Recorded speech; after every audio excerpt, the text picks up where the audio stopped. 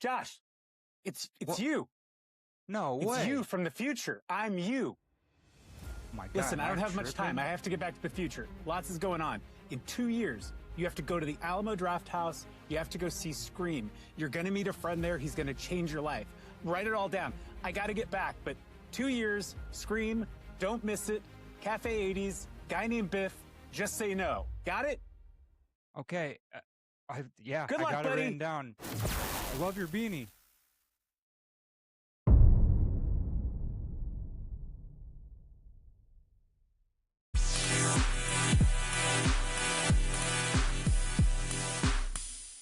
What is up, everybody? Welcome to the Movies That Make You podcast. Season 2 is in full gear, and so we are super excited for what we got going on this season. Just to let you know what that means, we still have our weekly Prepisodes where we discuss movies to watch in preparation for a new release hitting theaters. I got my buddy POPpaGoss on those each and every week. Those drop on Mondays at 6 a.m.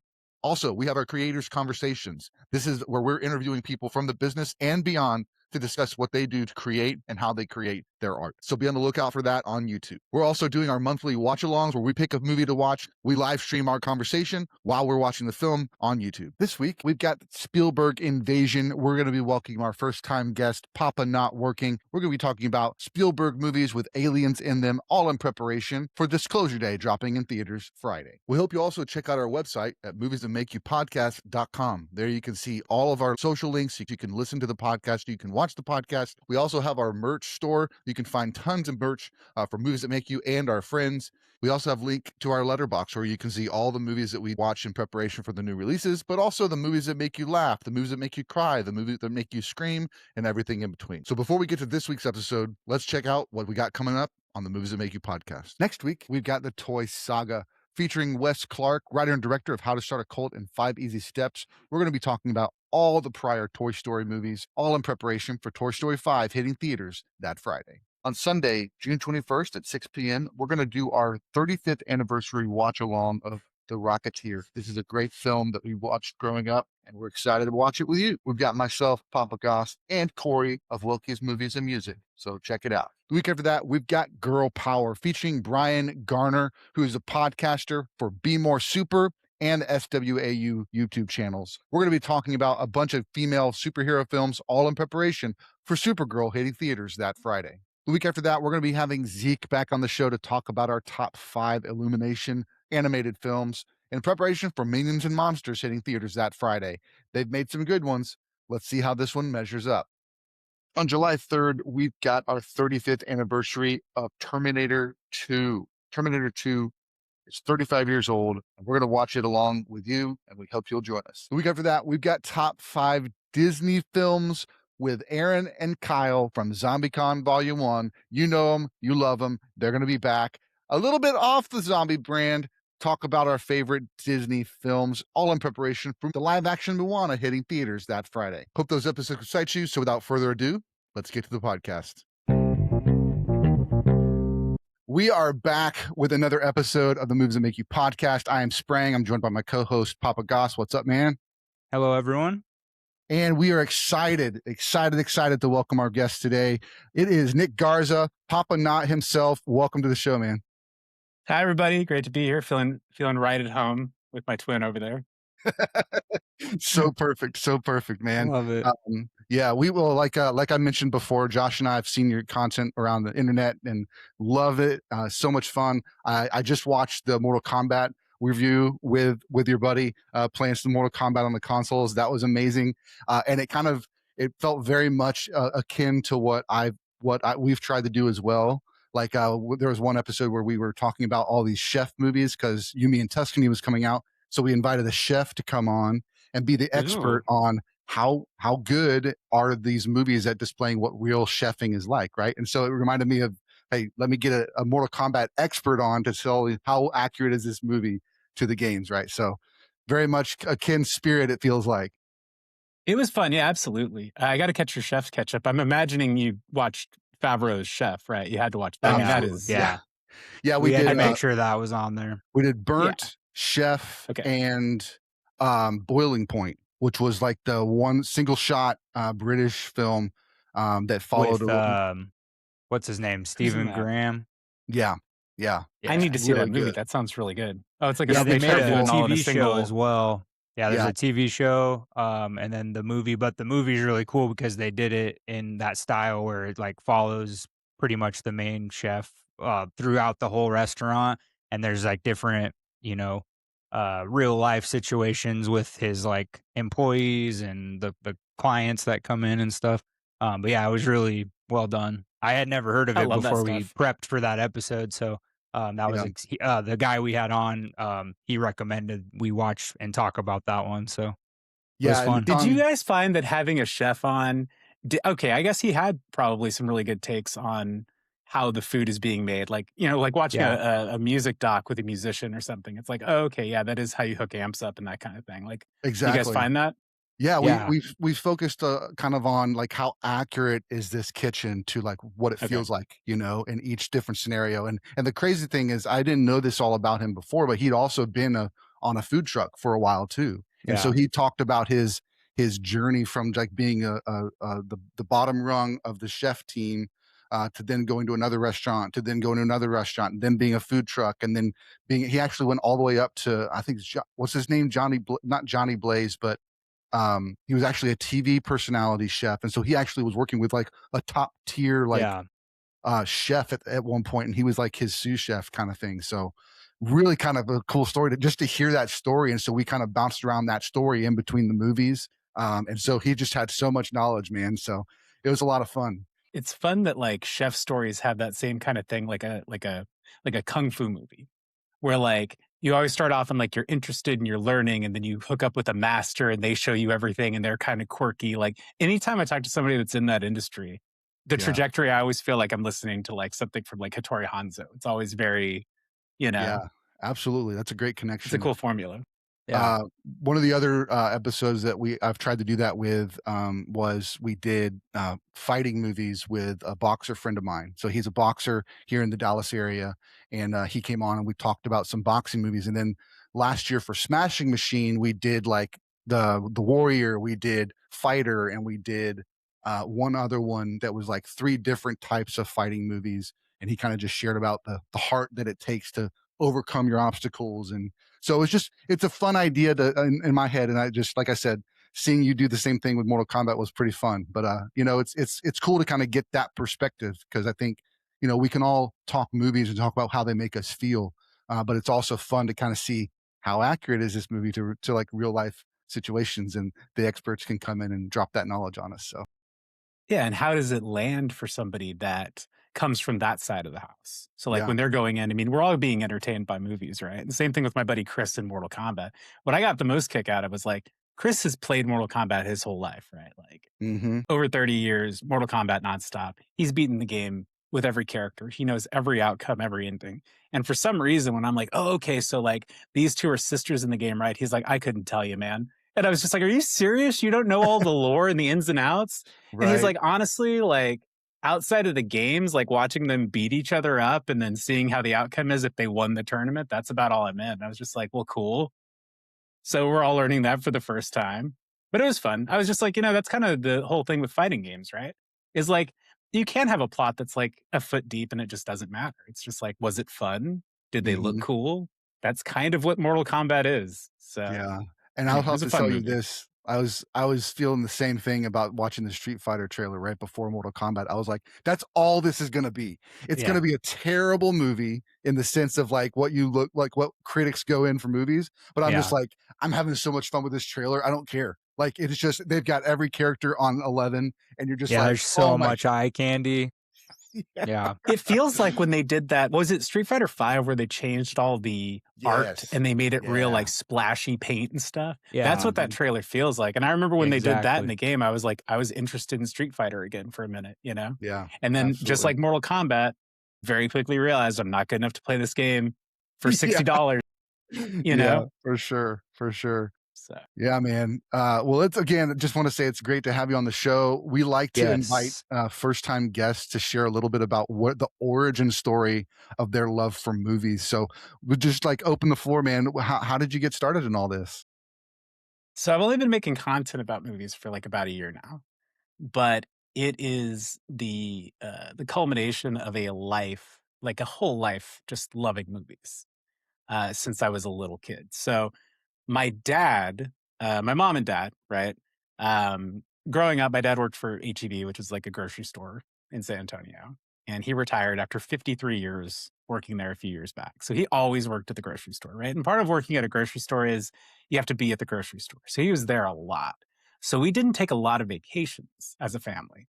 But the kind of like cheat code for us for that was like, we'll go to the movies every weekend and get the full deal. So nachos, popcorn, soda. I was a big kid, but it was like, it was the best. Like every weekend, no matter what was out. And like, he was like true like 90s dad, right? Like, yes, we'll go see Terminator. Yes, we'll go see Alien 3. You're fine. It's fine. He's with me. Bring him in. And so I got to see a ton of stuff. So actually, I was going to show you.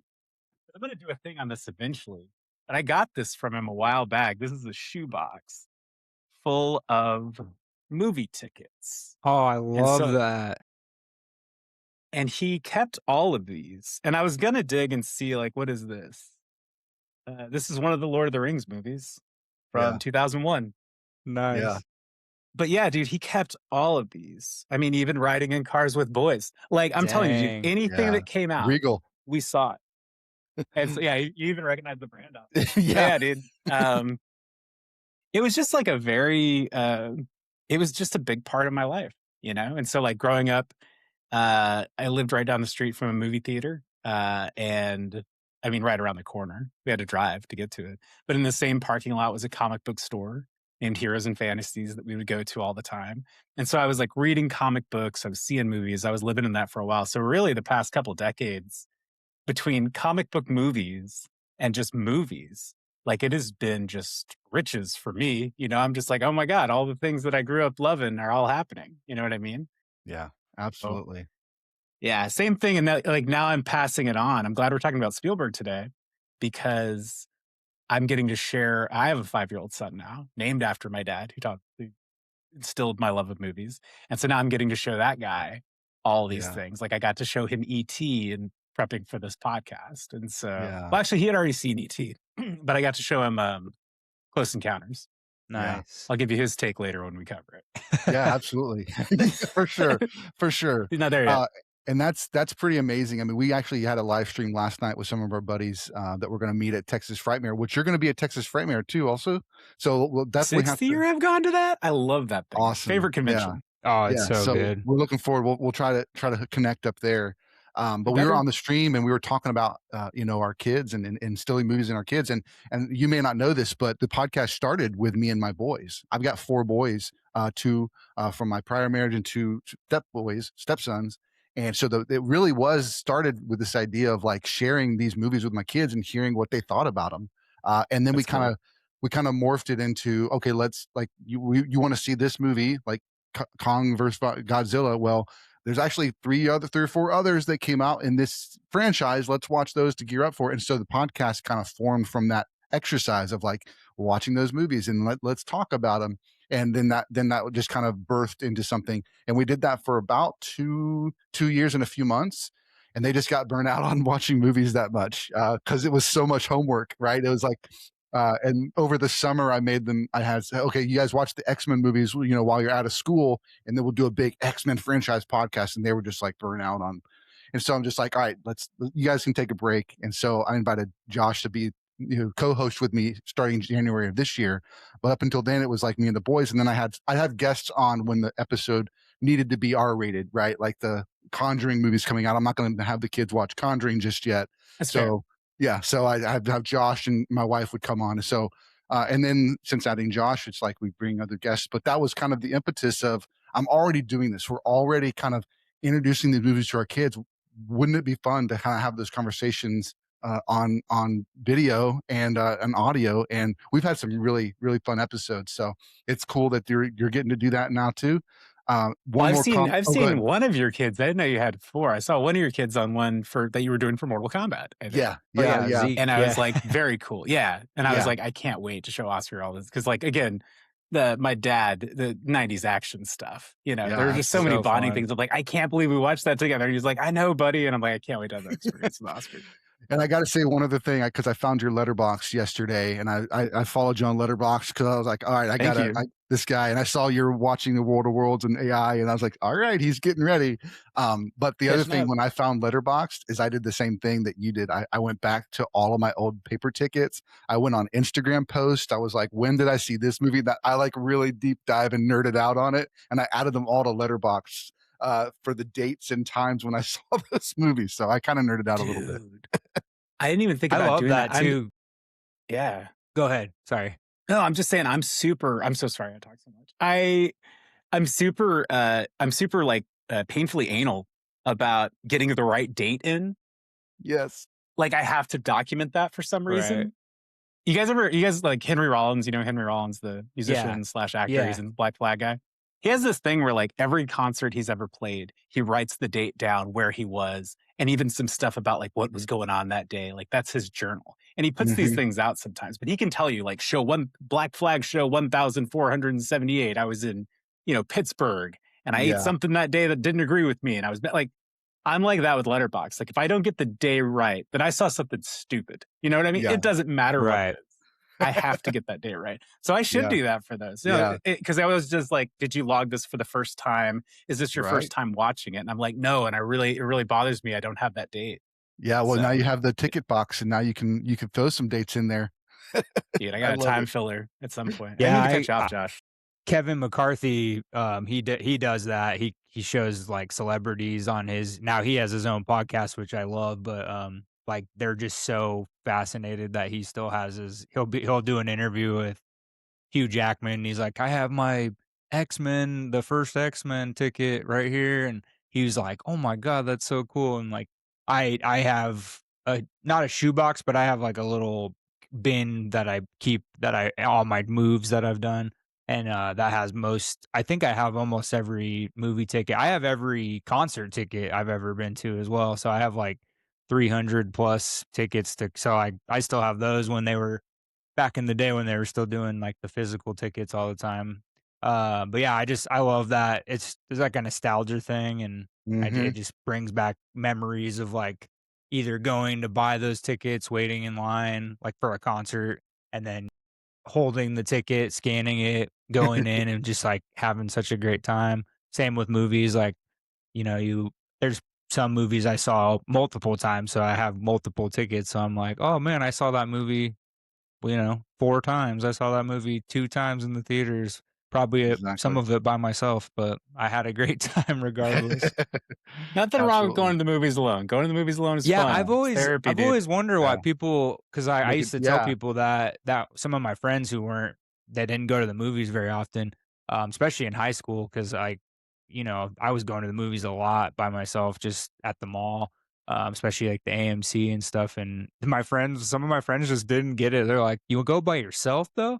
I'm like, "Yeah, but like you don't talk during the movie, so like why? Yeah. What's so weird about going by yourself?" And they're like I think they in their head they don't go as much, so like they think it's you're there Just to a mess social around event. or Yeah. socialize. And it's like that's not why I go to the movies. That's not why cinephiles go to the movies. We go because we enjoy cinema and we want to enjoy it. We don't want to sit in it. We can go get dinner after if like you're not big into the movies, but don't talk to me during the movie. Don't you That's all right. dare talk to me during a movie. Yeah. But after the movie, like something like this, where 3 people who love movies get to go hang out, this is the Yeah. stuff, man. This is the Oh, stuff. right. Oh, yeah, for sure. 100%. 100%. Well, that's kind of how like Sprang and I met. I mean, like we met. I think I told you, Nick. Like we met at Frightmare during the Q&A screening. They rescheduled it to Sunday, and we were like the only 3 people. Like him and his son Jacob and me. I was at the bar waiting for the movie to start. We had like an hour and a half to kill, and I just started chatting with him. And he's like, "I have this podcast with my kids," and we just sat for till it was time to seat in the theater, and we just talked about movies. And I was just like, when I get going with like that with people, like I can just talk. And then I have a buddy here in Oklahoma City. I don't get to see him as much, but he loves movies. And before the pandemic and before my son was born and stuff, I had just moved to Oklahoma, but we'd go out in the winter time. We'd go see, I remember we saw one of the last movies we saw before the pandemic was Parasite in the theaters, and Yeah. we sat in the cold parking lot just chatting for like 2 hours. My wife was like, "Where are you?" She's like, "Didn't you get out of the movie?" I'm like, "We're just talking about movies. We can't stop talking about one movie leading to another movie and how we thought about the movie we just saw." And it's just Absolutely. so much fun. Like I could talk for that's why I like conventions so much because a lot of time you're just stuck in line anyway, waiting for autographs or waiting for whatever. So like you meet people and you just converse and you have a lot in common with people and it's also a good networking tool Oh, as it's you so go fun. forward. Yep. Yeah, people are Absolutely. wearing their most obscure reference T-shirt, and you're going like, Yep. "Oh man, I've seen that one. I appreciate that." And they're waiting for that moment all year. Nobody Yeah. in their hometown has seen The Beyond or whatever. You know, Yeah. Yeah. The like I love stuff. it, dude. That's Yeah. Oh amazing. yeah, dude. That's Yeah, perfect. Yeah, we meet a brain lot of damage. people, especially on the podcast that like the stuff. They like that movie a lot. It's a Well, weird one, dude. Well, It speaking is. of talking about movies, we are here to talk about some Woo! movies. It is the Spielberg invasion. We're going to be talking about 5 Spielberg movies with aliens in them, all in preparation for Disclosure Day, which drops in theaters Friday. I will say it now. I will also say it again. Get your tickets. Go to the theater. See it in the theater this weekend. It looks epic. It looks awesome. So we're going to jump into it, and we're going to start kind of doing in the chronological order. We're going to start with Close Encounters of a Third Kind. This movie came out in 1977, starring Richard Dreyfuss as well as others, and just an amazing, fun movie. And I'd like to hear, Nick, let's hear your thoughts on it, and then I'd like to hear your son's thoughts on Oh yeah, Oscar's got a fun take on it. So I'm curious for you guys. So for me, Close Encounters of the Third Kind is a movie that I saw after I had seen like Jaws. I'd seen E.T., I'd seen Jaws. I think I'd even seen like Jurassic Park. Like it's something that I reached back into. I didn't, my dad did not show me Close Encounters of the Third Kind because I think rightfully so, and this kind of gets into my Oscars take on it. I wouldn't have got it and I would have just kind of like waiting for the alien scene to really pop out. There's a lot of building in the it. movie to get to where you're going. And even if you know it's aliens, it's kind of a wait. You can ask my son. But yeah, I feel like I saw Close Encounters probably when I was like, I don't know, 10 or 12, somewhere in there. It was definitely a video store rental. And my experience with it was at the time watching it, I was like, cool, great Spielberg, awe-inspiring wonder kind of movie. But it wasn't the same feeling that I had with E.T. or Jurassic Park, where I was like, oh my God, Maestro, when will you Mhm. come down from the mountain again? Like some of these are just like, whoa. And I didn't feel that way about Close Encounters, which is why I'm so glad that I just rewatched. Because seeing that movie as a grown man with a family, it is a completely different experience. Yeah. And the just watching Dreyfus and just seeing the family ride through this like really kind but strange what do you call it? Like a first encounter, first contact movie. Yeah. Yeah. I loved it, dude. And especially like watching it now that we're so many years out from the 70s, because I wasn't born until 82. So this even predates me. But seeing that era try to wrap their head around with no internet, no cell phones, Mhm. a a first encounter sort of thing, or first contact sort of situation. Really, really cool.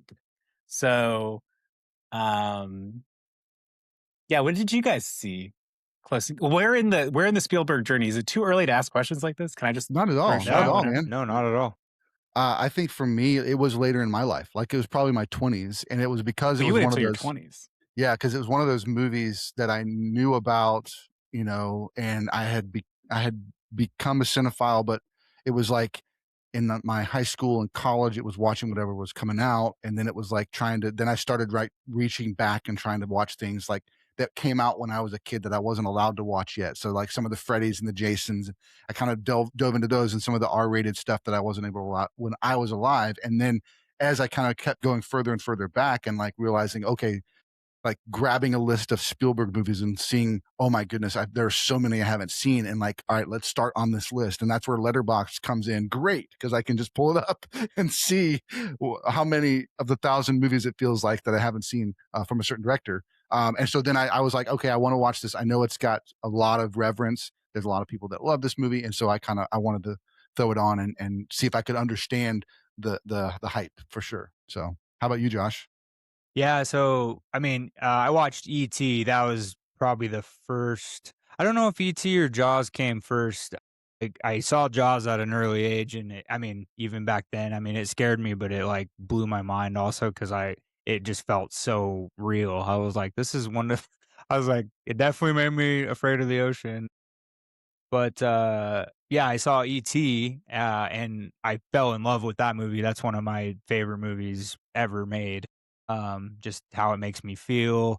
I got to meet Dee Wallace a couple years ago, here at a con, and then at Frightmare. I met her twice now, but she, you know, I told her how much she meant as, like, a movie mom, just because I grew up. I mean, my mom was amazing, but, like, she was the next thing that I, like, reference to because E.T. just blew my mind. So I saw E.T. and then Close Encounters. I didn't watch it at a later age, but I watched bits and pieces of it. Not too much longer after I watched E.T. But like, what makes me think of Close Encounters is that I don't remember the VHS movie that I had, but my brother and I used to put a VHS movie on to go to bed at night. Like almost every week, we would put this one on, and it actually could have been because I know we watched, the first Men in Black a lot on VHS just to fall asleep because we'd seen it so many times, so it, like, we'd just fall asleep.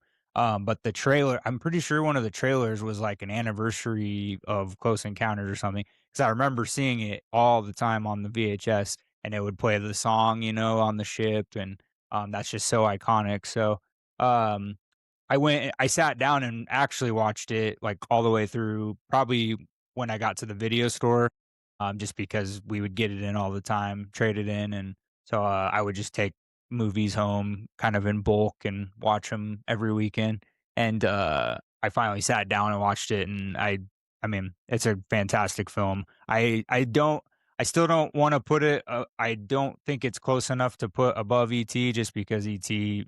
It just has so many iconic moments, plus, like, the performances of the family as a whole just means a lot to me, so, but yeah, it's still a really fun one, so I'm glad I've at least seen it because it's an important one in Spielberg's, on his resume. That was his first, he's been nominated 9 total times for Best Director, and that was his first one he ever got was his nomination for Close Encounters, so that That's kinda, awesome. like, launched him Absolutely. into starting to do bigger and bigger movies, so it's an And important one.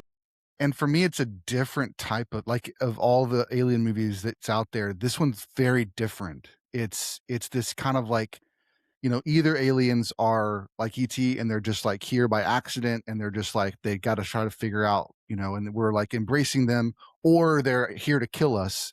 This one is like, no, they're just here to like connect with us, to study us, to kind of figure things out, it feels like. And then the government actually has figured out a way to communicate with them. And it's this whole journey from, of just like cohabitation a little bit as opposed to like invasion, if you will, at least on Devil's Tower. And then of course, the fact that these few people that saw this flash are now like have Devil's Tower imprinted on their brain. They have no idea what it is, and that's always a funny like kind of thing. He's trying to recreate it to try and figure out what is this thing, and using whatever he can to form the Devil's Tower. Um, and of course, his family thinks he's going crazy, and he thinks he's going crazy, and um, my favorite line from the wife is, "Don't you think I'm taking this really well?" Because it's like he's being like totally ludicrous, and she's not like lashing it back at him. So you wanted to get out of the house anyway, right? Just some funny kind of interactions between them for sure. I mean, the motivations of the aliens, right? In both E.T. and this. I mean, because in E.T., E.T. gets lost. He doesn't make it back to the ship in time, ship takes off. E.T. gets lost. The aliens were there on purpose, right? They were True. walking around Yeah. the forest collecting samples. They were studying just kind of like these aliens. So I think it's funny that like it's a very hopeful take from Spielberg most of the time, except for War of the Worlds. But most of the time, the aliens are curious and kind of playful, you know, and the humans are the same largely. You have the classic thing with Spielberg is there's guys in the woods with flashlights and you're going to get in trouble, like they're from some agency and you're going to get busted. And those guys always have plans that like don't jive with whoever is watching the movie. Like if you're watching E.T., you're going like, well, that's a sweet little alien. Please don't capture the sweet little alien. And same thing with Close Encounters. You're like, I don't know what those things are, but maybe don't mess with them. Maybe just like extend your hand first and like see if it's cool. Yeah. I love that he has like Spielberg has the most hopeful take on First Contact out of any of these movies that I've seen. It's true. The one that comes to mind based on that is I just recently watched last year for Darren Aronofsky films because he had Caught Stealing coming out. I rewatched some of his films, and his take on The Day the Earth Stood Still is like the alien shows up super like non-threatening, walks out of the ship, and then some dude shoots him in the head, and then all of a sudden here comes the protective robot, and now you got problems, you get serious problems. And then you got Neo coming out, and he's gonna destroy us because there's nothing worth saving on this earth. And then of course that's the journey that he goes through to see the value. Now it's not a great movie. The director even says like, I didn't do a great job with that one, but there is a theme, to your point. There is a theme there that like the humans sometimes are the ones that kind of cause the problems. The aliens are more curious at times than we give them credit for. We're scared because they're foreign. They're scared because they don't look like us. But maybe we don't need to be scared. Maybe we can just be welcoming and see how it goes, Well, and a step further, like I feel like First Contact or the birth of an AI, like an AI, a super intelligence. I think all of that stuff is a test. And like Spielberg sees it as really like a test for humanity.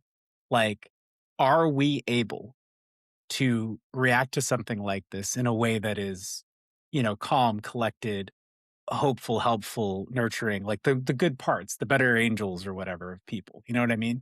Is that how we present in the face of something so out there, like an alien ship that is just inherently a threat to everything?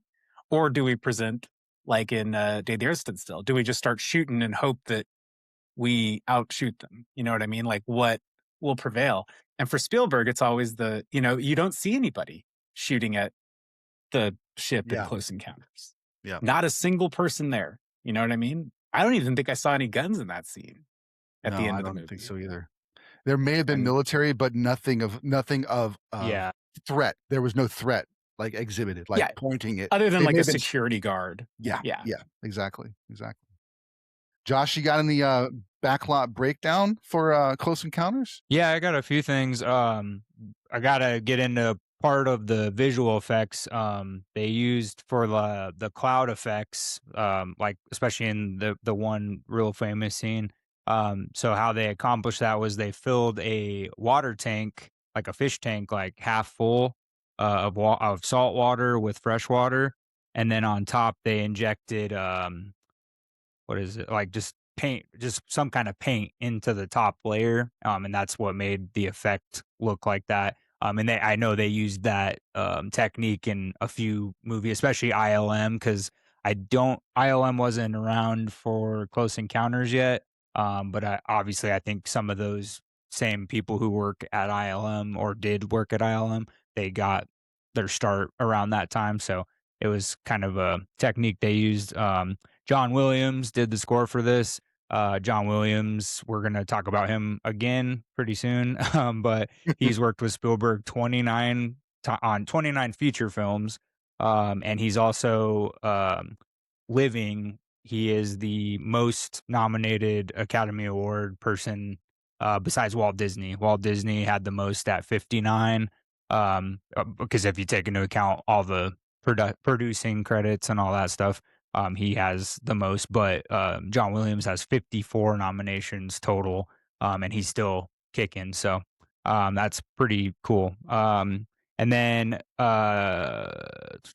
oh, this was really interesting. Speaking of John Williams, so he scored the movie first, and then Spielberg he matched the music to the movie, which is like, Oh, I think gotcha. that's like kind of unheard of. Like that's kind of just, taking a risk and doing it. And I think I read that they've done that on a few of the movies they've worked on together, or they've done it reverse, like Spielberg did it and like a normal composition would do. But for Close Encounters, John Williams did the music first, gave it all to Spielberg. Spielberg matched it up with the movie as best as how he could do it. So that's what we got as the final product, which is insane.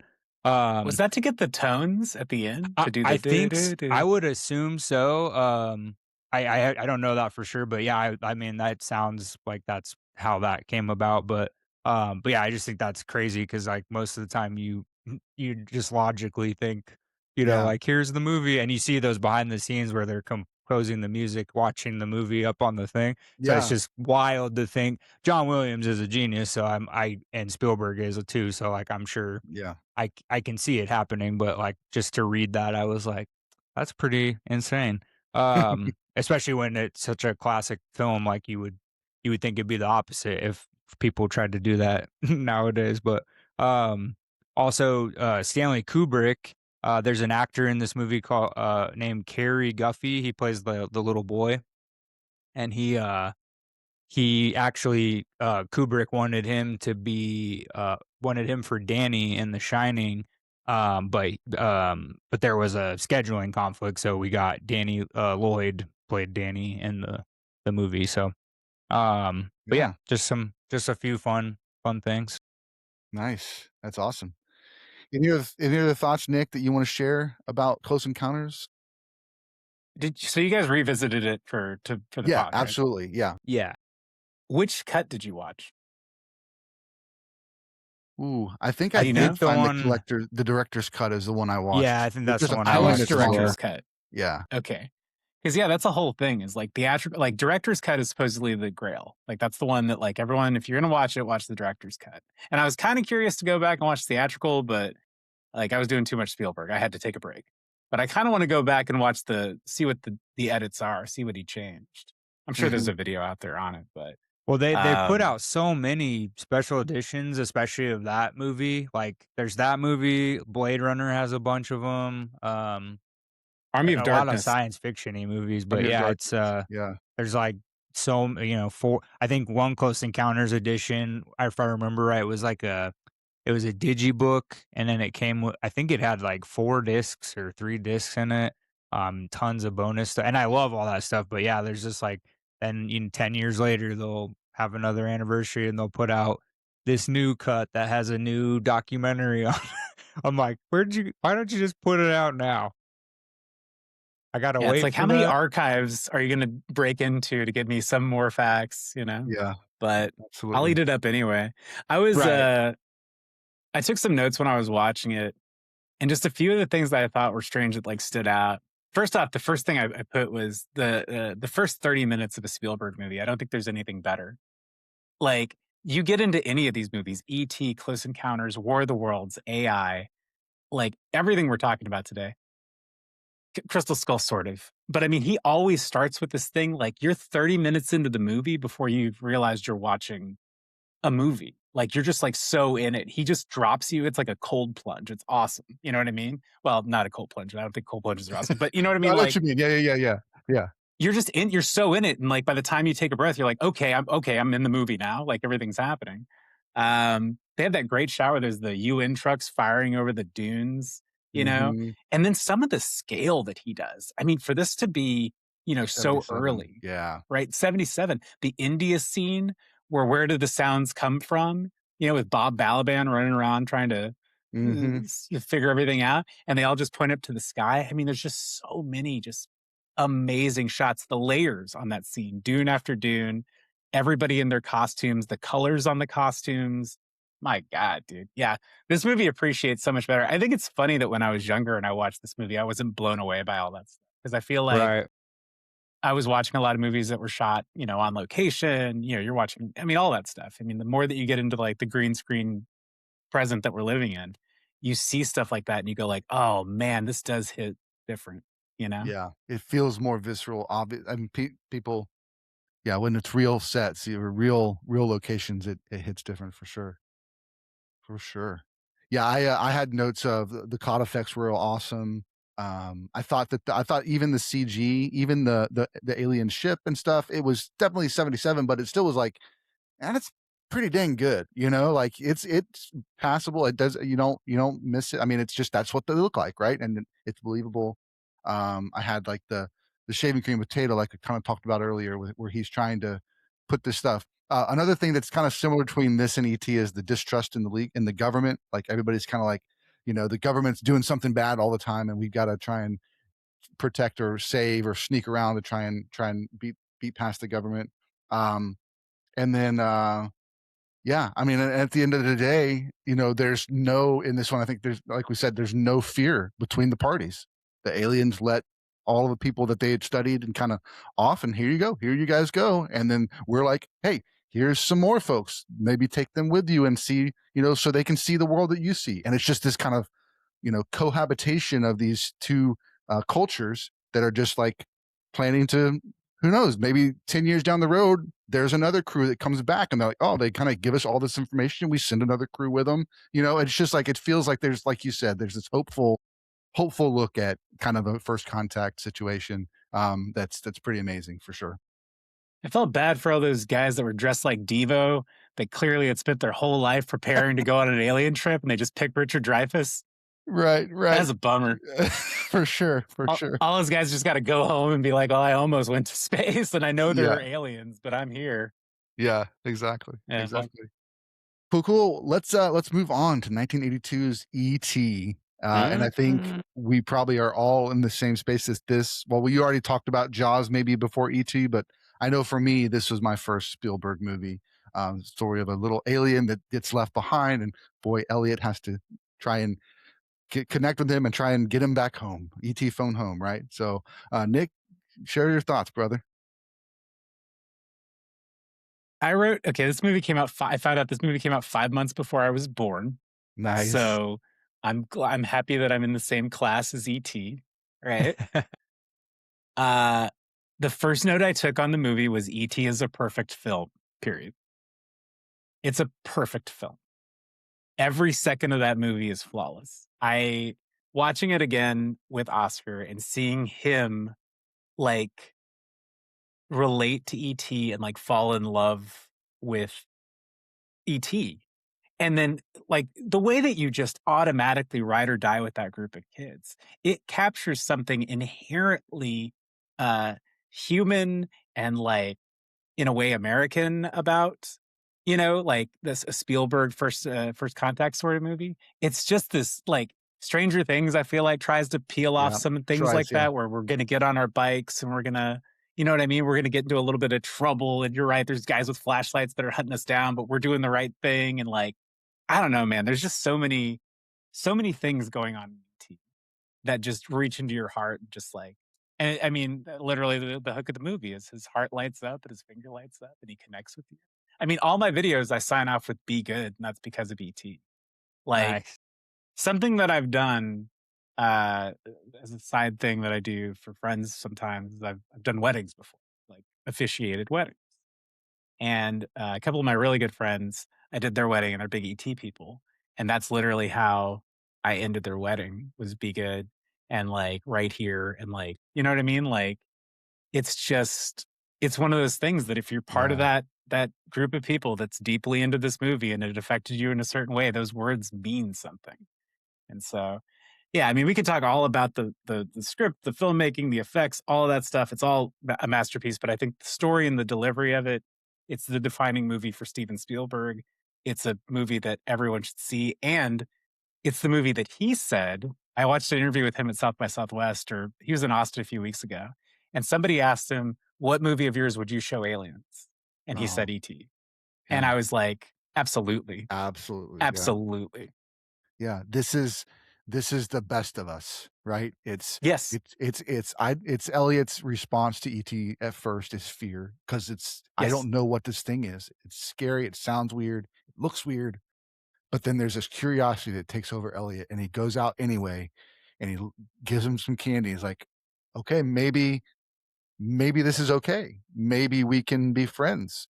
And then there's that whole cool, like they did it in Hail Mary also, where he's doing movements and ET's copying the movements, right? And so it's the same thing with Ryan Gosling and The Rock. But it's like okay, all right, cool. And then Elliot and him are close, and they're doing their thing. And then Elliot's like, okay, let me see if this is safe for others to be a part of this, right? We've got a good thing going. Can I trust others? And some of them find out by accident, but it's like this, the world begins to open up, and ET is now a part of this family.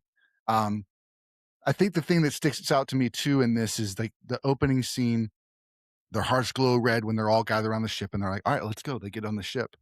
And then I think, I don't know if it's said in the movie, but it feels like that ET's sickness has to do with the distance from his people, right? And so there's something to be said about being lost in that. There's something to be said about, I think that's what Spielberg is trying to say, is that we need our family, we need each other to survive. And then as the family is returning and he's getting better, he realizes, I also have this human family too, and they're gonna get me, they're gonna protect me, or they're gonna take me home so I can be with my people again. So there's this fun, this childlike story, this awe, this curiosity. I know that there's the fear of the government again. When the spaceship astronaut walks in the first time, or those guys in the hazmat suits. It's like, as a kid, I was freaked out. That was the scariest thing I've ever seen. But then at the end of it all, Elliot and his brother and his sister and all their friends, And their friends. Yeah, they jump in together and help save the day. And it's just like, yeah, I agree. Perfect movie.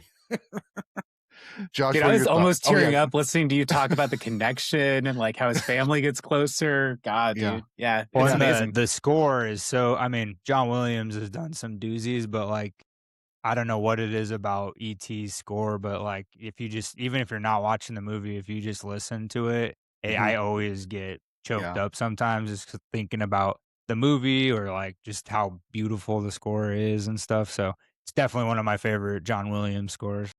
It's like the sound of childhood. Like Yeah, that. exactly. Yeah. The thing that kind of piggybacking on your comment, Nick, is like, yeah, the way that the brothers are kind of at odds at first in the movie, and then like ET brings them together, kind of going even another level, like you just mentioned. It's like he brings everybody in, and ET brings, yeah. Anyway, it's so great. No, but Yeah, you know what's great about that? Like, what I loved about watching it is like, you think that the older brother is going to kind of like narc, maybe. You know, you're just like, yeah, this, like in a movie, but he doesn't. You know what I mean? He like rides with the family. Like, they're all in on it. You know what I mean? Yeah. Even little Gertie. You know, I just the bravery and like the kindness and the ambition of the kids in this movie is just, I mean, it's admirable. It's something we should all aspire to, and that makes it a great movie. Absolutely. Josh, you have any I'm all thoughts, or do smiling you and want to stuff. jump? I can't help it. Yeah, no, Yeah, keep it going. Yeah. Yeah, well, and you know, we're not just gushing over this movie. This is definitely one of Spielberg's like best movie. I mean, as far as rankings go, like it's the highest grossing domestic movie for him. It still sits at number 33 on the domestic box office. That's all time. It's 99% Rotten Tomatoes, so almost a perfect score. All these Who's years the later, it's 1%? still. Let me find that guy. I want that Probably reviewer. the director of Mac and Me. No, I'm just kidding. Yeah. Paul Rudd, just Mac and Me's better. Paul Rudd, just it's just mad. Yeah. But yeah, no, this movie has meant a lot to me for a while, but there were some big things in this movie. So obviously, one of the biggest things is this was Drew Barrymore's debut. This was her first film. For our audience, if you have never known this, Spielberg is her godfather. So she got cast in the movie. Even funny side story about that. when he was directing Empire of the Sun with a young Christian Bale. Drew was on set for that movie. She wasn't in the movie, but her Spielberg was trying to hook Drew Barrymore and Christian Bale up at like an early age. So they like talked. They almost went on a date. So like we could have had a Drew Barrymore, Christian Bale. That would have just been an odd pairing, but A Barry Bale. really cool though. Yeah, Bailey Moore. Bailey Moore. That's Bailey it. Moore. But yeah, so Drew Barrymore, and she's obviously I mean, you can't see that movie now without thinking of Little Gertie. So really cool. He shot most of the movie at eye level, so like to a child, so that you would get that feel, which is just another genius thing by Spielberg. But he wanted you to connect more with Elliot and E.T. more than everybody else. So he did a great job for that. It actually got beat out for Best Picture by Gandhi that year, which was directed by Richard Attenborough, who he later cast as Dr. Hammond. So you get Richard Attenborough said at the Oscars when he won that he thought E.T. should have, like, he felt like it should have won, which is crazy. So that's probably why he said yes to being in Jurassic Park, making it more famous. There's some Star Wars references that, you know, his good pal George Lucas, he wanted to give him some nods. So Harrison Ford actually has a cameo in the movie. He is the teacher at when the frogs get let out. The only release you ever see his actual face is the Laserdisc release. That's the only time you ever actually see. But if you listen to the voice, you can kind of tell, and like just how his hand looks and stuff. So yeah, Harrison Ford was in E.T., but like you just hear his voice in most of the versions that you'll see. But if you have the Laserdisc and you still have a player, you can see it. You could probably watch it on YouTube. I'm sure someone edited it, but obviously the famous bicycle scene going in front of the moon, that ended up becoming basically his logo, and Amblin Entertainment was a force to be reckoned with, especially like the 90s, the early 2000s. And I mean, even today it pops up here and there. So I think that's cool that he, you know, that you can obviously tell how much E.T. means to him. And then just one last thing about how E.T. was kind of puppeteered, so it was more practical. Except for the later releases, I know they put the digital ET or whatever in there, which I didn't really care for that too much. But the original, how they did it, they had a 2'10" stuntman, and then there's also there's a guy named Matt Demerit.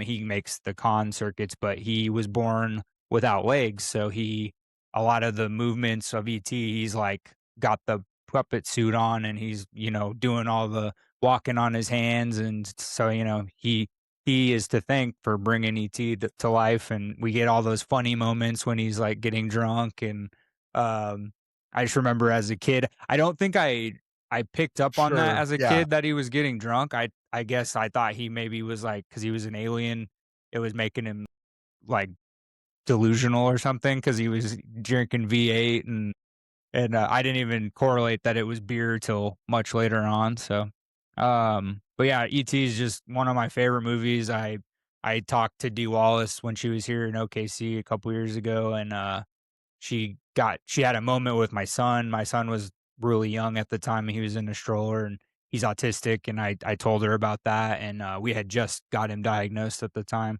And I have a couple pictures of her just, you know, leaning in front of him and talking to him, and he like high-fived her. And I just told her how much her performance in that movie just means a lot to me.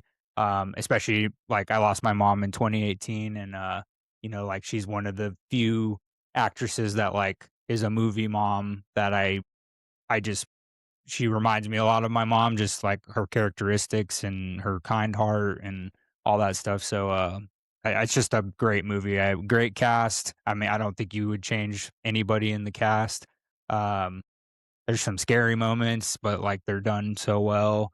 That when I was a kid, when they're breaking in the house at the end, like that that scene was terrifying as a kid because I was like, oh my God, astronauts are just going to break in our house and kidnap us and stuff. But Astronauts. yeah. Yeah, it's just fun. I love Yeah. E.T. I think it's will stand the test of time just because new generations are watching it for the first time now with all the anniversaries and stuff. So it's definitely one of my all-time favorite movies. I love how that scene ruined all of us. Like Right. the people kicking in the door. For me, like the tube, that weird plastic tube that they hook up to the door, like to airtight everything. Yeah. For me, it's hospitals, dude. Because like I feel like I got like something taken out, like tonsils or something taken out shortly after I'd seen E.T. And the second I walked in there, I was like right in that scene. I was just like, I got to get out of here. I do not want to be They killed trapped here. E.T. Yeah, Right. dude. Nah. Yeah. I did write down the Star Wars references. I mean, of course, he's got the action figures, that was pretty cool. There's actually even when someone's dressed as Yoda on the Halloween night. The trick or treat, yeah. E.T. Yoda, like, which is great, which means that Star Wars Galaxy and E.T. are in the same universe. And then we see that George Lucas repay the favor when he puts the E.T. species in episode 1. Episode 1. So pretty fun. And I think for me, just one other comment on E.T. just in general, him as a character was just so playful and so fun. And like I'm sitting there watching the movie by myself late at night and just laughing out loud at him. Phone, like it's just so perfectly played. Like everything's exactly how that would go. Just perfect. So you get a feeling that like he is kind of a goofball even to his own people. Yeah, because he's off to his own thing, right? Yeah. They lost kind of the dreamer, like they got all the way back to their planet and they were just like, oh God, not that guy, and he's just like eating treats, just like, I guess I live here, like just a goofball, dude. I love it. Yeah, it was awesome. Very cool. Well, let's jump from E.T. all the way from, that was 1982. Oh, I did want to comment. I was born a few weeks before Empire Strikes Back came out, so I am in good company there. So you said E.T. I got Empire, so, and I got my Yoda shirt on too. So, dude, that Yoda scene where he recognizes Yoda, it paid off. Like I forgot about that entirely from when I was a kid, and watching it again, I was like, that's so cool. That's so funny. They just like, no, I know that guy. It's just like, that's great. No, keep going this way. Yeah, so great. And then the people that grew up watching that movie that had that moment were like, oh my God, they know each other. Like us seeing that council scene in the prequels. Because I feel like we all did that snap on that one too. Same thing, like E.T.'s over there. Yep, 100%. Which implies that maybe there is a Jedi E.T. Which, whoa, dang, dude, we haven't seen we yet. Gotta see it. And guys, roll the dice at this point. It's not gonna hurt. Let's just do. I mean, it's got to be better than some of the dribble, right? Just take a chance. You already took some shots. Yeah, dude, you took some shots. Do one of those little 15-minute, whatever the icons ones or whatever. Do that. Just see how the crowd reacts. Yeah, it'll be fun. And make him a badass. Make him John Wick. Make E.T. the off one. He's like a comedian on their planet. This guy is like a straight hardened, like, I've seen hell. Like, yeah, exactly. His finger is a lightsaber. So. Dude, that's epic. E.T. Go home. Oh, yeah, dude. Just watching the hand reach for the saber and the finger lights up, like, yeah. Cut the trailer today. Let's and do then it. when it comes down, he does like the pistol thing, and he's like blows it out. Coming soon. It's perfect. Yeah, beautiful. Well, let's jump from 1982 to 2001. The movie AI. Haley Joel Osment plays a robot boy.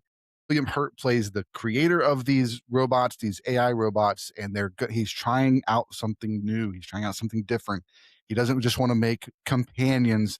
He wants to see, can we have a robot truly love? And so he creates a boy who gets kind of brought home by a family whose son is in the hospital, and they try to welcome him as their son, and then that causes complications when the son comes home, and they basically have to take him to a forest and let him off on his own. And then it's the journey of what he finds and how he's trying to find life and find happiness and find someone that can make him a real boy because he saw Pinocchio, or he was read Pinocchio by the mom. So just a really touching story.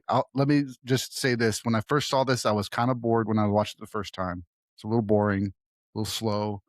Watching it this time, I engaged with it a lot more, probably because in 2001 I didn't have kids, right? So I didn't have that level of like an understanding of that dynamic. But it definitely held its own for me watching it this time, and I felt really like there was a lot of ups and downs that this kid went through. And of course, Jude Law's character is kind of funny, kind of reminds me of like Scarecrow from Oz. Like he's going to take the kid to go see it, but he's also not the most wholesome of characters, but he's trying. And so yeah, just it's another one of those where it's like there's hope in this, even in the midst of the messiness of humans in this time, and even the way that they're treating all of these outcast robots is awful and bad and kind of dystopian. In the midst of this, there's this child who's trying to find life and trying to find hope. So really, really cool movie. Nick, let's hear your thoughts. Okay, so 2001, that's the year I graduated high school. And even then, I guess I was a softie because I remember being very emotionally moved by this movie. Watching it again, though, exact same situation. We're three dads talking about the movie AI. We all cried. Like, there's no way that you made it through that. I mean, between the human parents that are suffering with their child in a coma, which is gutting that situation, to the bonkers idea, let's just try to backfill him with a robot, which you're just like, these are all bad ideas, right?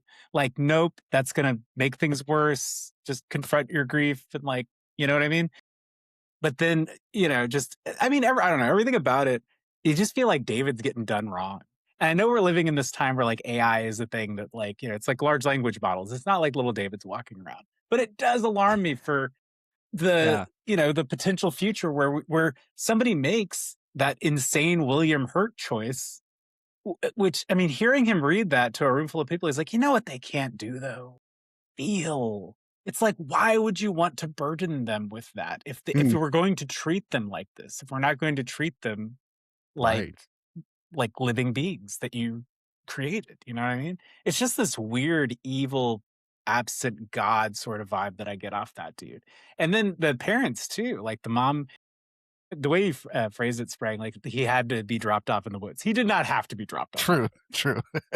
He was dropped off in the woods because there's no return policy for David. Right. No. Well, and I guess my had to was the alternative was him just being destroyed. So that was my have to, is to protect him. She had to let him loose because she knew that her husband was just going to take him off and return him, which would have had him probably destroyed. So that, but it was a no-win situation. But then finding out there's flesh fairs and Brendan Gleeson's just rounding these guys up, and Ministry, the band Ministry, is playing in the forest, and we're just decapitating these things. Holy shit, guys! Yeah, man, there's a lot going on in that movie. And what about you, Josh? How'd you feel watching? Yeah, I mean, going back and rewatch, I hadn't seen it in a long time, but I was kind of like you. I remember seeing it. I don't know if I saw it. I'm pretty sure I saw it in the theaters. I think I went to it with my dad, but I just pretty gut wrenching movie, especially as you get older and you become a parent. You like, now we're all three of us are parents, so like rewatching it now, you're like, oh my god, it's terrifying. But it's a good one. Haley Joel Osment, he had just done Sixth Sense, so he had just come off his like Oscar nomination for Sixth Sense, so he was a big name at the time. And I think the biggest thing is like Kubrick was supposed to do this movie, years ago, and him and Spielberg they hung out a lot, especially up to the time before he passed, and they like worked on storyboards, and Kubrick had all this stuff laid out what he wanted to do. And when he passed, one of his wishes was that Spielberg like finished and did that movie for him. So Spielberg passed on, I think he was offered Jurassic Park 3 and I believe he was offered Harry Potter and the Sorcerer's Stone, and he had to turn down both of them so he could complete this movie and, you know, dedicate it to Kubrick and everything. Kubrick did have his hand in the movie though a little bit. Robin Williams is the voice of Dr. No Mr. and Dr. No. or yeah, whatever, Dr. No, Mr. No, whatever. But that scene, Robin Williams was directed by Kubrick for that scene before he passed. So That's cool. they I think just kept that whole reel the whole time. And they make a lot of references to Kubrick. The character named Professor Hobby, that was Kubrick's. In the UK, he would go under the name Hobby Films when he would do stuff in the UK. And so that was a little nod to him. They also the narration at the beginning, that's, you know, Kubrick did a lot of that in his films. Some of the tracking shots and the like parallel walls and stuff, that was a lot influenced by Kubrick. And then a really big one was the 2001 reference when David's stuffing his mouth with the spinach, and it's like a really terrifying scene because Haley Joel just does such a good job. Like, you believe that he's like just stuffing this stuff down his face, and they say stop, Dave, please stop, which was like a reference to 2001, which is cool. Nice. And then one last thing, Stan Winston's team, like the makeup effects, he's uncredited in the film, but he had his hand in like a lot of the robots and stuff in the movie and different characters, especially like when you get introduced to like Jude Law and all that whole world of the robotic people and stuff. That a lot of those were created by Stan Winston. He just was uncredited, so I thought that was cool because I'm a huge fan of the Stan Winston school of like makeup effects and everything. Absolutely. Very cool. Dude, it is, yeah. Teddy? Like, we didn't even talk about Teddy. Yeah.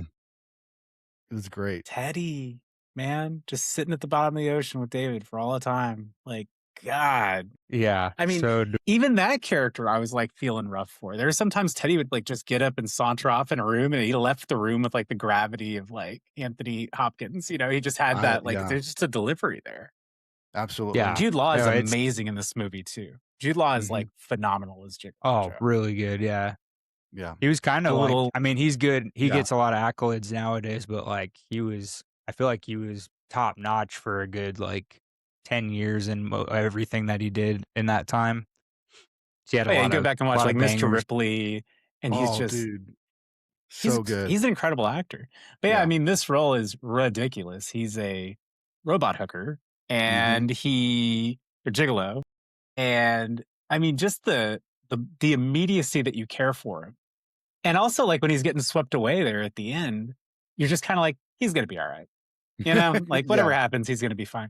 And the lines that they make him deliver with a straight face, like I took this one down and I read it to Caroline. I was just because she wasn't going to watch it. She was like, because, you know, she's a mom, she's going to cry.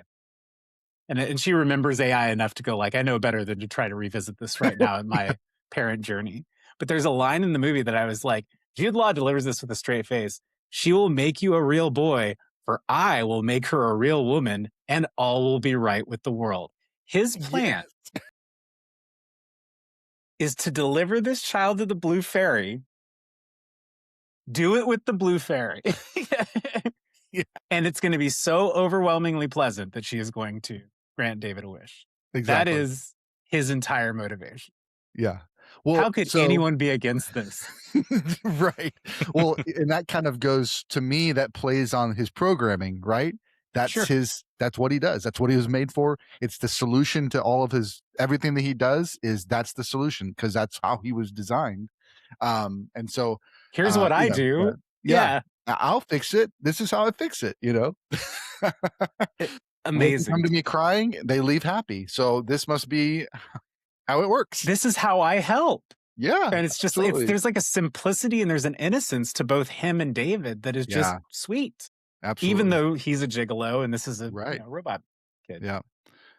One of the lines I remember from the I think it was the forest scene was, "He who is without sim cast the first stone," which I thought was a great play on the on the. Is that what Brendan Gleeson says? Yeah. He is without sin. Cast the first stone, which of course is a play on the scripture. Jesus, when he's brought a woman who's been caught in adultery, and all the Pharisees and religious leaders say, "Let's stone her. She deserves to stone her." That's what the law says. And Jesus says, kneels down, writes in the sand, and then looks up and says, "He is without sin. Cast the first stone." And they all leave. They all drop their stones and leave. And so it's this kind of like play on that. This play on that scripture, which I thought was pretty cool. I didn't catch it was sin. That's brilliant.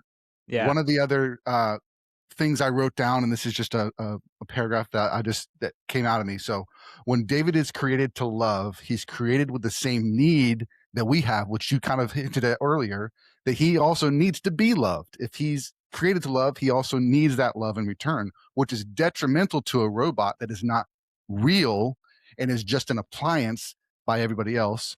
They didn't know the ramifications of what they were creating or the consequences of that act. So kind of similar to what you said earlier, but just kind of cool that it also came into my viewing and my kind of reacting to the story and what was going on. So very cool. But that's William Hurt. I mean, saying that my entire thing is to love you. I mean, and then essentially at the end of the day, this is something that's purchased. They show the boxes. Yeah. You know what I mean? It's like, you know how toys work, you know how items work. It's shiny for a day and then it's not. And like what you're doing is like morally bankrupt. Like it's the worst thing you could do. Yeah, you can imagine that like this could be a part of the Matrix or like universe, because this could be part of that. What led the robots to destroy humans is because of that. They took too much. They went too far with what they were creating, you know? So anyway. Well, and Jude Law has a line. He has this monologue about why they hate us that I took a note on, where he says they made us too smart, too fast, and too many. Yeah. And like that is gutting. And that is so real right now. Oh, yeah. Yeah, absolutely. Absolutely. Beautiful. The only other comment I wanted to make about this one is that it's loosely based off a short story from 1969 called Super Toys Last All Summer Long by British author Brian Aldiss. So when I was watching it, I was getting so many like Blade Runner vibes. I was thinking maybe this was Philip K. Dick, or maybe it was, you know, one of those more well-known authors. But I had not heard of Brian Aldiss. I don't know if either of you had before this. No, no, I hadn't. Yeah. I had one thing on there. Wait, hang on. Oh yeah, I was talking about the Darlene was the female model. I was talking about the boxes. Yeah. And it says on the box itself, it says, "At last, a love of your own." And it's like, it's such a I just kept getting floored where I was like, this was your plan.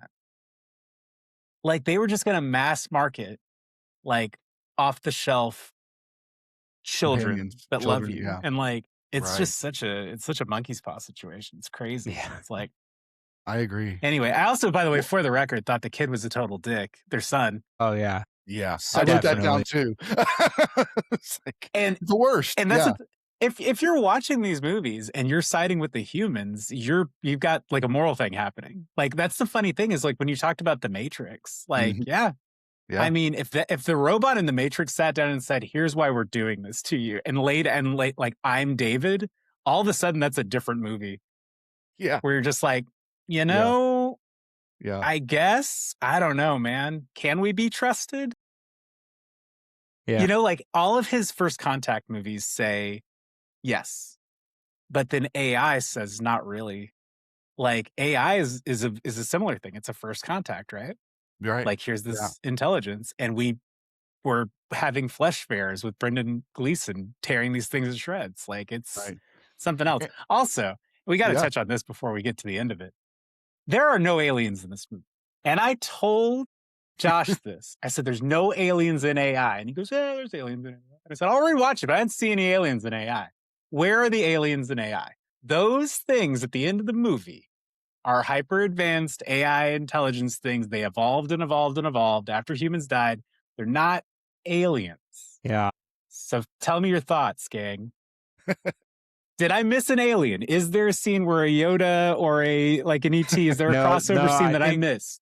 Because when we first initially talked about it, I hadn't rewatched it, but I for a long time after I had watched that, I thought that those, because they looked like aliens. So I was like, They do when look I was like a aliens. younger mind, in my head, I was like, oh, well, it's Spielberg and maybe they are aliens. And then when you started opening my eyes to that, I rewatched it. And so, yeah, I side more with what you're saying. Yeah, for sure. But yeah, initially, my first, reaction in my head from remembering the movie was I was like, there are aliens, right? And then after you told me all that, I was like, dang it. I bet he's right. I'll gladly claim victory. It's a big man to admit he was wrong. Regardless, I took the most notes on this one, and I'm glad I was the most. Yeah. This one was the one I was most happy to revisit. Like, I sat on it for a day. I went on Letterboxd. I think I gave it 4 stars the first pass, and then I think I upped it the next day to 5. I was just like, this movie just sticks with you in a way. I took the Yeah. most notes on it. Like I said, like, I'm still thinking about it right now. Like, reading through my notes again, like stuff like 2,000 years pass. The last words of Gigolo Joe are I am, I was. I mean, this movie is heavy. Yeah, it is. And that's, I mean, from the very opening scene when you get a Spielberg or an Amblin / Stanley Kubrick production, like, you don't get crossovers like that. Right. Like, it's crazy that we got like chocolate vanilla ice cream swirl in this movie. It's amazing, but it's as sad as you think that would taste, Yeah. those two. Yeah. And so what comes to mind to me is like maybe a little bit of George Lucas and Spielberg are kind of on the same path in that when they were younger, they had all this hope about how the world could be because they're young and they're energetic and they're excited and they're entering the workforce and they're creating movies and they're doing what they love and they like, yes, there's hope, there's hope.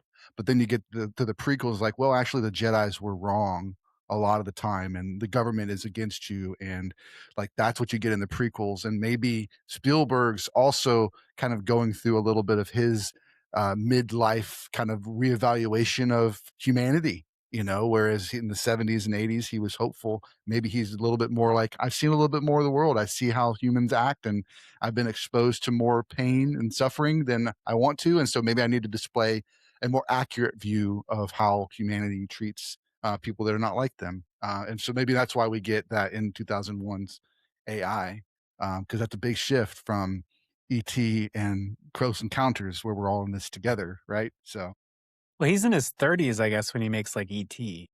And then I don't know how old he is by the time he makes AI, but yeah, years have passed, and he's definitely, you're right. Like, the worldview is kind of rounded, and now he's starting to, a few of the ideas are kind of peeking through, which is making me even more excited to see where he's at for Disclosure Day. Right. Honestly. Oh, yeah. Yeah, absolutely. Absolutely. Well, the next one on our list is 2005's War of the Worlds. And if you ever thought of an alien invasion film, this is like straight up just an alien invasion film. They're here to get us, and Tom Cruise has got to save his family. Like that's the premise of the movie. And so I'm just going to let Nick, why don't you take it away? Share your thoughts. Okay, this one I remember really liking in 2005. And I think at that point, it was impossible for me to not like a movie that starts off with Morgan Freeman reading that intro. And Right. and the exit of the movie, like the begin, and still, I think that is the best part of the movie. Did I enjoy rewatching it? I did, but I find now that rewatching War of the Worlds with Tom Cruise, present Tom Cruise, like another 20 years of Mission Impossible films and stuff like that. The very concept of him being a dock worker in New York, or Boston, right? Like, the concept of him going to work and being kind of a bum dad, you know what I mean? Like, I'm just going to crush a couple Coors Lights. It's just not him. Yeah. You know, it's hard. It's like, hard to separate the art from the artist, because we see him. Yeah. Some people I can believe, like Christian Bale, I can believe you as a guy that like he'll transform himself. But Tom Cruise still looks like, you can tell that he's doing great under there, Yeah.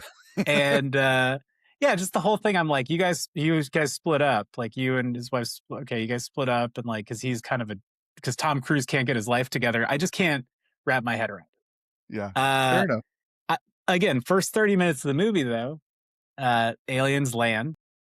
or they wake up, whatever, they shoot their aliens into the pods that were already in the ground or whatever.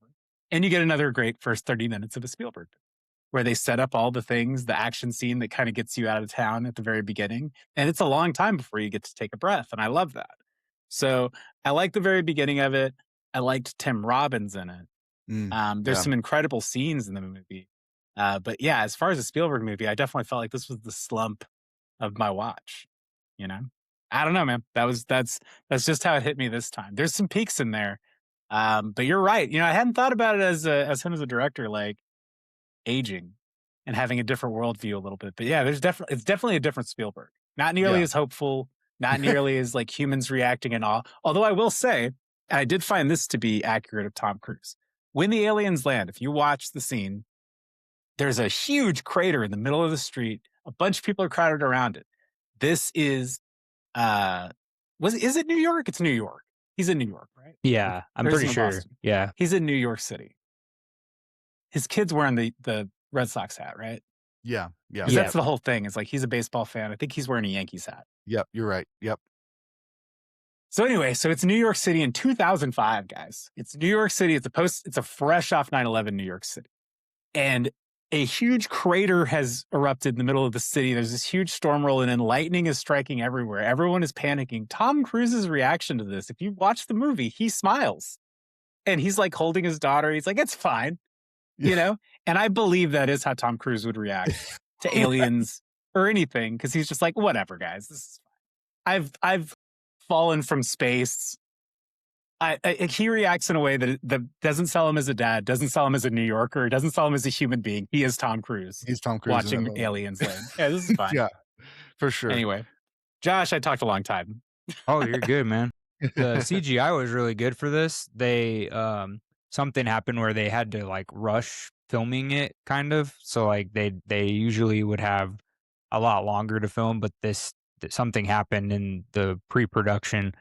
So to speed up filming, they filmed all the CGI heavy stuff first. So they got all the big scenes out of the way. And then they went back and finished shooting all the rest of it, like probably the early stuff and then the ending, obviously. And then kind of a fun little fact. So his kids, when they're watching a movie in the living room, they're watching a movie called The Greatest Show on Earth, which is actually the movie that inspired Spielberg to be a filmmaker, which I thought was really cool. You know, he always is trying to put something, like when there's scenes like that especially with young people, he's always got, I think, a lot of references to stuff that he enjoyed as a kid. And he always just has that like childlike flicker in his writing, I guess, and how he directs and stuff. So I thought that was a cool little nod. There was apparently an early draft of this, what became this remake, and it was going to be directed by George Romero, believe it or not, and that ended up getting kind of shelved for a little bit, and then this was like the late 80s, so this was like early on, and then eventually, I think in the late 90s, they did that TV miniseries version of War of the Worlds. I think C. Thomas Howell from E.T. was in it. So yeah, that was originally supposed to be George Romero's work, and then they moved it on to a TV miniseries, and then later on, Spielberg was tapped to direct like an actual big production of it. And then one last thing, the Harlan, who was played by Tim Robbins, was actually supposed to be Bill Murray originally, but he had to pass on it because he had just started shooting Life Aquatic with Steve Zissou. So he dropped out, and then Tim is a legend. So I mean, he probably just picked it up with ease and I feel like, nothing against Bill Murray, but I feel like Tim Robbins, it fits that character way better. So I'm kind of glad that worked out that way. Yeah, for sure. That may be the only time I've ever said like, nope, they shouldn't have got Bill Murray for that. Right. Yeah. Yeah, for sure. That Tim Robbins role is just iconic. He's so good at, him and Tom together too. It's just so, That really door good. closing, cover your ears. Oh man, that was a good scene. Yeah, Hard. absolutely. So some of the things that stood out to me as a dad was dealing with the relationship issues with the son and like the animosity there between them. The daughter trying to make be the space between, like try and bring them together. She's the one that's kind of the heart of that family in those moments. But then when everything goes down, Tom he's got to be the protector, and he's going to do whatever it takes to get them out of the city and protect them. Of course, my favorite when he's like, grab food, and then they get to the house and it's like there's no food in the box that the kid grabbed, and he's like, oh, I'll just make some peanut butter sandwiches, I'm allergic to peanuts. What? Since when? It's like, and he just throws it against the wall. I'm like, I've been there. Like, I can't do any. It just feels like at times you just can't do anything right to make these kids happy sometimes, right? But it was funny. And then another one of the funny lines that jumped out to me was when he's like, "We got there's people from there's things from other places. What, like Europe? No, Robbie, not like Europe." I thought that was a funny line. I think I think that once it kind of gets into like Tom Cruise, I have to be the savior and I have to protect everything. Then it kind of gets a little bit Mission Impossible. Like we believe Tom Cruise in that part of the movie because he's done that so many times, maybe. But it's that, and then of course having to take care of Tim Robbins because he's gonna get them all killed. I did think that the design of the alien ships was really cool and unique. I looked at kind of the original design from the original movie, and it's definitely an upgrade. And then I think, correct me if I'm wrong, but I think that that when this was first kind of read, it was War of the Worlds was one of those stories that was kind of read on the radio, and people started freaking out and like Yeah. calling the cops and like H2O. yes, I remember hearing that when this one was coming out, kind of hearing some of those those stories from back in the day. Um, I'd also like the look of the aliens because they weren't humanoid. They didn't look like us in any way. So there's this level of like distance between these aliens in the way that they look. So their violence is maybe more acceptable or more kind of like they aren't humanoid, so we can be scared of them. I don't know. Just kind of hit me like that. And then I thought the interesting thing about the bacteria being the thing that kind of takes them out because they haven't grown up with it and they haven't done it. They haven't Their bodies haven't had time to adjust to it. Was an interesting take on kind of how aliens coming to our planet might end up. So that's all I got. No, I thought that's definitely it's the most anticlimactic ending because there is no solution. You don't fly up to their ship and send a cool computer virus and then spin back to Earth. It's not Independence Day, Yeah, It's like yeah, what got them, just everything on Earth got them. Like we had no chance, but we got lucky because Earth's Earth and they're aliens. right. Well, and then that there's maybe that's the message that Spielberg's trying to tell us, is that we need to take care of the Earth because the Earth is trying to take care of us. Could be. It's the whole connection thing. Yep. And Yep. again, like, you were talking earlier that at some point it switches over from like Tom Cruise is struggling dad to Tom Cruise is now in control action movie Tom Cruise. I still never got that from him because Did you not? he keeps turning to people and going like, "What do I do?" And that's not Tom Cruise. Tom Cruise never does that. You know what I mean? Like, Good call. the one scene in the movie that I thought he's really good in, but I mean he hams it up, is when the kid goes. Kid goes over the hill and he's just got to boogie and get the daughter, when he lets his son go. Like he really goes through in that scene, but as a dad, I was like, okay, I feel that. Also, what's your plan, kid? You're just going to like join the army that's there? Like, that's not how that works. I don't even think in this situation, they're going to be like, all right, we'll get a helmet and what's your name? We'll write it down. Right. It's like, no, dude. Yeah. Yeah. When do you honestly think you're gonna? I mean, even though you have some issues with your dad and your relationship with your dad, like you're not gonna abandon your actual family to go join randos, especially after you just saw those crazy people when they're fighting over the gun and the minivan and stuff. Like you're gonna go join random people who might have more than a few of those crazy people instead of just your dad and your sister. Like, yeah, that part was off to me too. I was like, yeah, you're not gonna do that. like if I was betting on something, right, and it kept winning, I would just keep betting on that number, right? Like Tom Cruise in this case is that number. Like a plane crashed into the house you were just in. You all survived. He's lucky. You need to stick with him. Don't join the army. Yeah. Right. The army's not winning right now, guys. Like, Yeah. Also, the scene in the dock or not the dock or whatever, the bridge where the boat the trips. ferry. I mean, that's some kick-ass action stuff. Man. Oh yeah. I had a blast with that. Yeah, for sure. And I think Dakota Fanning did a really good job. Oh, in this. she's really good in that. Yeah. The way she's directed, you know, the way that the energy she's giving in those scenes where she's screaming and she's angry is like on point. So great. I liked her line, you need TiVo, right? You should get TiVo. Exactly. That really fits today's world. 2026. I was like, holy shit, nobody's going to understand this movie. Yeah. One other side extra that's actually a fairly good actress now, Amy Ryan. Oh yeah. She was in The Office. She was also in that one with Ben Affleck directed. His brother starred in it. No, before that. Gone Baby Gone. Yeah, Gone Baby Gone. Is it Gone Baby Gone? Okay, yeah. Yeah, that was had Casey in it. So Yeah, Amy was in that as the lead actress. So she was his next door neighbor in the opening scene when they walk out in the backyard and they're looking at the lightning. Yeah. So I thought that was pretty wild to see her. That was one of the things I put on this movie too, was like seeing all of these different side characters being like people that I've seen in bigger roles later. You know, so that's always kind of fun when you go back and watch some of these old either TV shows or movies and you're like, oh, I remember him. Oh, he's starring in this next week or whatever. So that was kind of fun. Cool. So I got to ask, what's your favorite Tim Robbins movie, Nick? Do you have a favorite Tim Robbins movie? Hudsucker Proxy. That was number 2 in my head. That was number 2.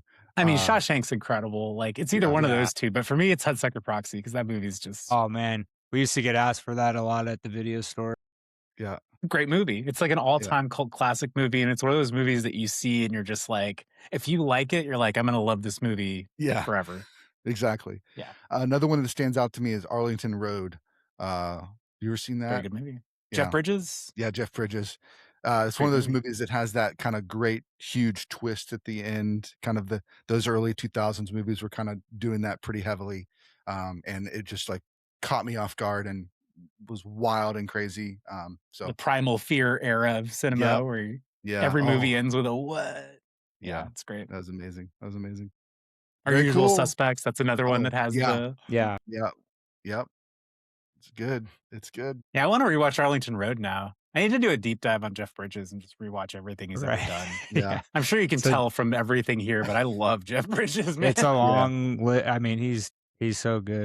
Well, I was thinking even the Tron, they look like the bikes in AI look like Tron bikes. You know, I was like, oh, that's so cool. Yeah, in this future we got light cycles. Like, come on, why can't my current reality have that? Yeah, exactly. Like, so cool. All right, let's going to get to our last movie that we're going to discuss today, and that is 2008's Indiana Jones and the Kingdom of the Crystal Skull. There's aliens in this movie. There is aliens in this movie. Do you guys mind? Do you guys mind if I go first? Because I got to leave in 5 minutes to go pick up my son. I didn't realize what time it was. So all good. All good, dude. I don't have too much, but yeah, this one was fun. It was fun to go back and rewatch. I forgot how. I think they did it on purpose, but I forgot how like the fight scenes are like they add in those sound effects, like almost like you're watching, you know, the old Adam West Batman. Batman. You can hear the punches like really loudly, and it's just there's no blood, there's no cuts. Like even when Shia's getting beat up by those like teenage kids, like no blood, nothing. But it was such a fun. I mean, I still had a good time rewatching it.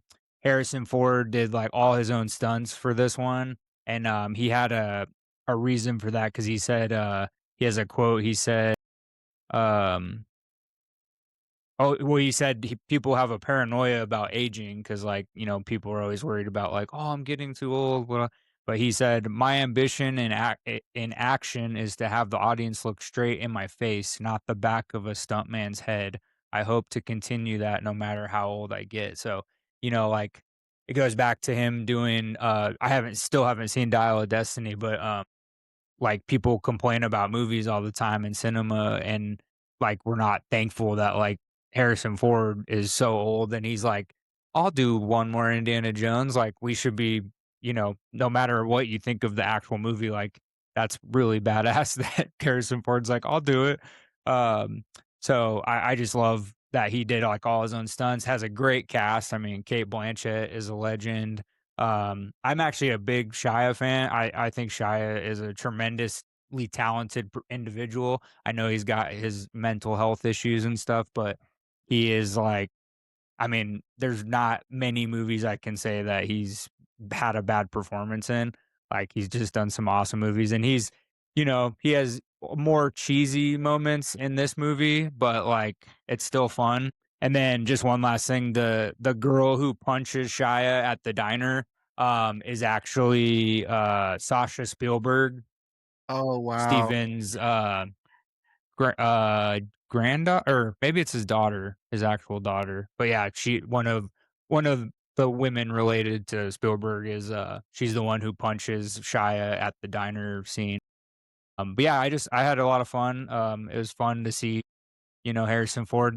There's so many absurd things like the fridge in the beginning of the movie, just him getting in that and getting launched, and like no bruises, no cuts, just falling out like nothing happened. No Um, no no poisoning. radiation He's poisoning. fine. Yeah. I mean, it's a cool the way they set the scene up was cool, like the alarm going off, and like I mean, I would be crapping my pants like, "Oh my god, we got to get out of here." But like seeing like the fallout town, fake town and all that is pretty cool, but yeah, overall fun to go back and rewatch. Definitely not my favorite of the franchise. I mean, it's tough to beat the early ones, so overall it was a good time. Very cool. Nick, let me share your thoughts. I can tell you're eager to share your disdain, it seems. Is that what No, I'm I seeing? just Yeah. wanted I Okay. just wanted to cover it because I was like, if we're gonna Yeah. do this, we're gonna do every alien movie, and there's an alien at the end of that movie, straight up. And so we had to cover it. All right, guys, I'm gonna take off. Yeah, Nick, man. thank you Thanks so for Josh, much, my I'll s- brother. I'll see you Yeah, this weekend. for sure, Yeah, buddy. But yeah, absolutely. thank you for joining us. Appreciate The it. best, man. Thanks for having me. Yeah, see you, buddy. Later, dude. Yeah, dude, I don't hate this movie. Uh I mean, it's clearly Spielberg having fun. And the thing that sucks, that has to suck about being Steven Spielberg, is you've made so many great movies that every time you come out with something, there is a certain excitement and a certain level that comes with that, where we go like, okay, this is going to be at least this. Hmm. And I feel like the worst movies he makes, he's still learning. He's still trying new stuff. The difference is like, somebody like me making some fun stuff for YouTube or whatever, I can try different things. And if it doesn't work, well, whatever. 20 views. Millions of people are going to see this movie every time Spielberg does something. The toys that he's playing with are like a huge scale. So you see him do a lot of digital stuff in this movie, and it doesn't look as good as real sets. And I think you see him kind of work his way back after this. Hmm. Um, I think that kind of the more fantastical nature of the stuff in the movie, even down to the Biff Pow Hmm. punches, that's all him trying a different coat of paint on Indy. What if I leaned a little bit harder to that whole serial, idea that him and George cooked up back in the day? So I feel like he's trying. I feel like he's trying stuff differently just to say, like, okay, well, even though I'm still Steven Spielberg directing an Indiana Jones movie, can I make this new for me? And will that make it better? He made it new. He didn't make it better. He Yeah. did put an alien in it. He did get a flying saucer in it. And I feel like in some way, like in some sort of weird bet that he must have with Lucas, Lucas is like, there's no way you're not going to do a spaceship in an Indiana Jones movie. He's like, bet, like, I'll do it.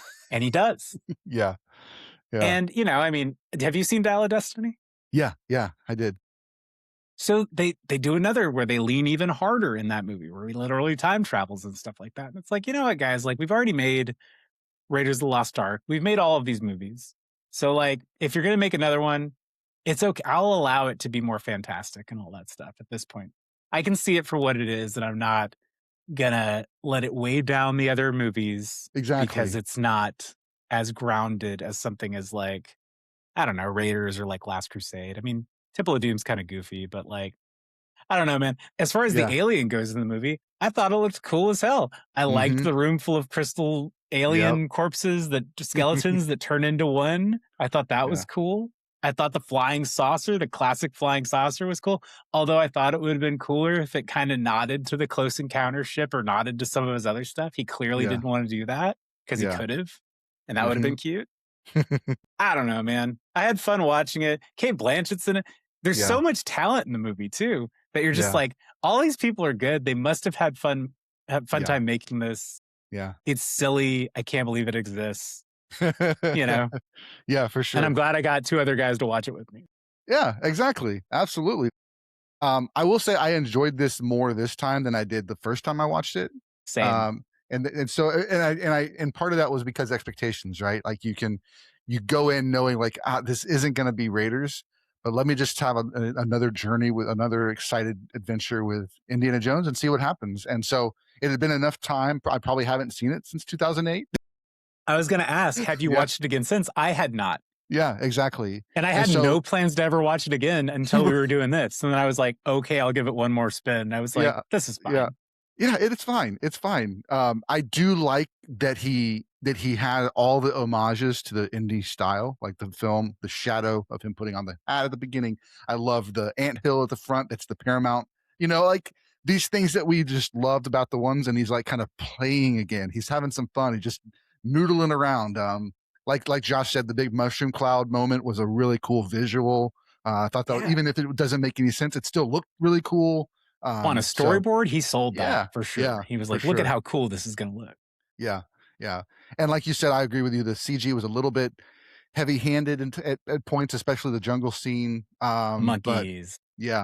And then one of the characters, I think it was Indy, said, "I've got a bad feeling about this," which of course is a nice little homage to his buddy George Lucas.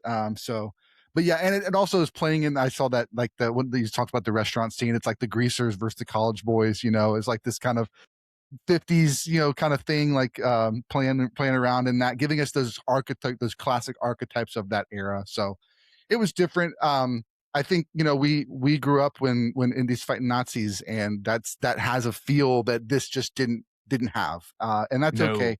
We can have some fun with it, dive a little bit differently into it, and So, I think that's all I got to say about it too. But so, are we going to talk about Disclosure Day at all? Or are we going to talk about? No, man, absolutely. Share. What are your thoughts for? What are you excited for? Well, I saw it. No, I'm just kidding. That would be amazing.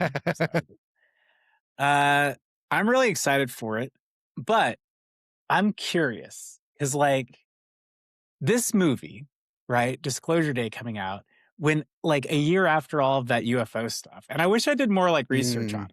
Yeah. But there's all this stuff that's come out in the past year that's been kind of like flying, low radar because like news has just gotten like bonkers, right? There's just so much stuff happening all the time. I feel like there was a time, especially like in the early years of the X-Files, where everything would have stopped if somebody was like, hey guys, there's like confirmed reports of like craft that we can't figure out. And like that dropped like last year or the year before? Right. And all these people like from the Air Force and NASA are like on record in front of Congress saying like, yeah, we saw things. And so now Spielberg's releasing Disclosure Day, which to me, all of this to say that it feels like that guy kind of knew all along. And I don't know. But I feel like whatever this movie is, I'm hoping, and I'm very curious to see what his lesson for us is in this, this first encounter sort of situation, first contact sort of situation. So for me, there's a line in the trailer that hit me, and it might have hit. I consider myself a Christian. I grew up in the church, all that stuff. Of course, things are complicated now with that word and what that means, but I still kind of identify as that to a certain extent. But there's a line whatever system you have that gets you through, man, by all means. You're not going to bum me out. Yeah. But there's a line that the nun says to the little girl that I find fascinating and beautiful, that I can see some of my other compatriots that might be on a different side of this whole Christianity thing would find as being blasphemous, which is, right. Do you think that he would have created just for us? Right? Like there's this there's this epicness that the nun is trying to say that like, no, there's more. And isn't it a better, like in my mind, this is the way I've thought about it. There's a better story. Like it's called the good news. That's what it's supposed to be. So if it's not good news, it's probably not true. It's probably not true Christianity, whatever you want to call it, right? So it's not. So there's this message that I get from the trailer that it seems like we're going to be diving a little bit into that. It's probably not going to be the whole thrust of the film, but that line in particular kind of gave me like this kind of excitement of like, oh yes, let's get that message that there might be more to the story than just what we think about our little group. Maybe there's something bigger and more beautiful out there. Maybe we're going to get a little bit of that 1980s, that 1970s version of that kind of first contact. Maybe we're going to see a little bit more hope in this Spielberg story than we have in recent years. So that one line gave me all that, and it's just beautiful. It looks cool, like when they're walking up with the deer and the house is lighted. I mean, that looks like hope. That looks like joy. That looks Takes me back to Close Encounters, where the lights are coming in through the windows at the farm. Yeah, absolutely. Yeah, absolutely. I mean, for me, the shot of the car flying through that porch is just so epic Spielberg. And again, it's a blacked out SUV blasting through a farmhouse. There's those jerks with their flashlights from the government again. Yes. Yeah, I mean, it's classic Spielberg. Yeah. I think that, I mean, I'm not a person that has faith, but the concept of the test of morality, right, of first contact, right, I think that there are so many people that do, right? And so I think that watching that kind of, people that have that as their moral center, right, watching them try to navigate the inherent jealousy of finding out because I mean, you'd still believe, right? As somebody that has faith, you would still believe, but you would believe that these were also a creation of your deity, right? And so I think that there are some people that would believe that, and I think there are some people that would believe otherwise. They would say like, no.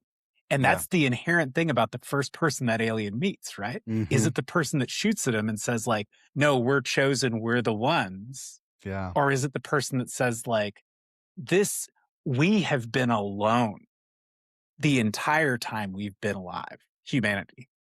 And you are the only other person, the only other being that has ever come to check on us. Yeah. Like, first off, like, welcome. Do you want to give me a hug? Welcome. Second off, let's trade notes. Do you want to try pizza? Like, what do you want to do? Like, I feel like all of this stuff and the Spielberg movies do a really good job with humans experiencing awe and stuff like that. But I feel like if there ever was a time for humanity to coalesce around something, right? Like to come together, it would be now. You know what I mean? It's like so needed. And I feel like that kind of reaction of like, hey man, you're not alone. Like if there was some adult in the room that just said like, hey guys, you're good. Like us too. Like we've been through crazy. Like, I feel like this is the most open we've been. We've seen so much crazy that meeting aliens at this point would probably be a big positive thing for all of us, Bring the energy together and unite it. And sure, you'd have a bunch of people that would be bummed out and freaked out, but I think you'd also have a lot of us like us who would be curious, excited, welcoming, relieved. And Spielberg is the best deliverer of that message. The good news of Steven Spielberg is, it's, at the end of the day, these are people with families and other beings they care about, that they feel like E.T., right? They feel sick if they're not close, if they're not connected. And so, I think bridging that intergalactic gap.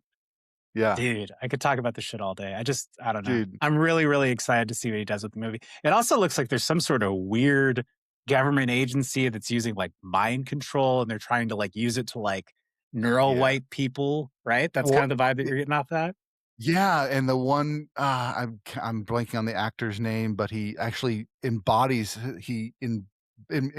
goes into someone else's consciousness and is controlling them. Yeah, something like that. Yeah, he can like project. Yeah, he's like in the room. That's some sort of like other space technology. I'm so curious like what that is. But it looked like a Men in Black room where they're using it to like squash people that are finding out about aliens, right? Yeah. I don't know, dude.